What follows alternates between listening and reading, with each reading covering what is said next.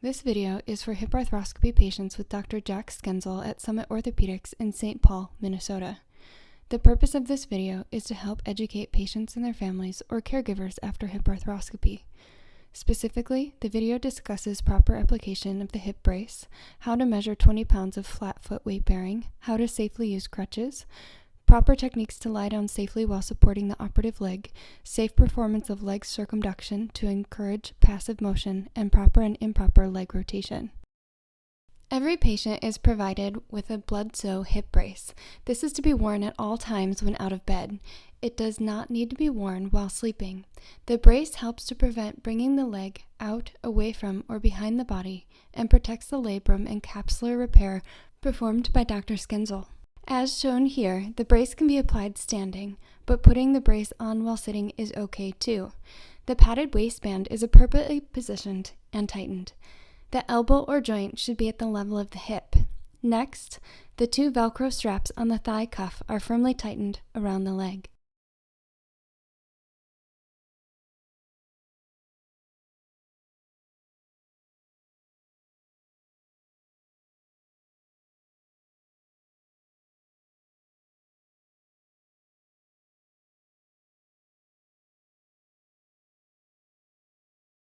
Crutches are provided for your safety and to protect the labral repair.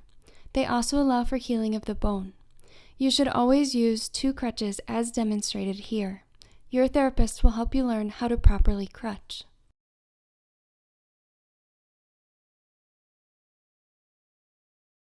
You are allowed to place weight on the operative leg, but no more than 20 pounds. To determine what 20 pounds of weight feels like on your leg, a common scale is very helpful. Using crutches and standing above the scale, place your leg on the scale and apply pressure until it reads 20 pounds. Practice several times to know how this feels with your leg when using crutches to ambulate.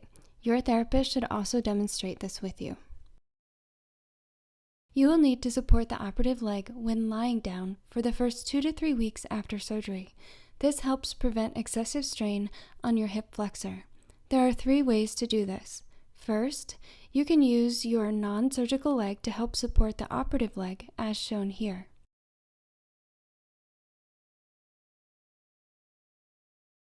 Second, you can put a hand on the brace to help move the leg.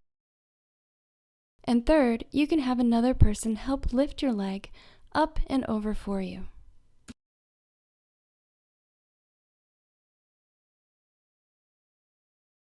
While lying on your back, have another person gently rotate your leg so that your toes point inward. Move from neutral to this internally rotated position for 2 to 3 minutes. You should not rotate the leg away from the body as shown here. Circumductions are a key part of the post-op rehab. While lying on your back with the hip and knee straight, have another person pick up and cradle the leg and move the leg in a clockwise circular pendulum motion for 5 minutes. Then switch and move the leg counterclockwise for 5 minutes. Your partner can start with small motions, and when more advanced, at the discretion of your therapist, you can progress to larger arcs of motion. These movements should not be painful or uncomfortable for the patient. For all patients, the hip brace will be worn for 2 weeks after surgery, at all times except when sleeping. Use the crutches and apply 20 pounds of pressure for 3 weeks after surgery. If you have a microfracture, this period extends to 8 weeks. The CPM, or continuous passive motion machine, is used while at home for 2 to 4 hours per day or longer for the first month. This helps to prevent adhesions and scar tissue formation. It is very helpful to have a family member at home to help for the first 2 weeks after surgery. Your commitment to physical therapy has a large impact on the success of your arthroscopic hip surgery. Please call us at 651-968-5360 for any and all questions before or after your surgery. We are always here to help guide you and support you through the rehab process.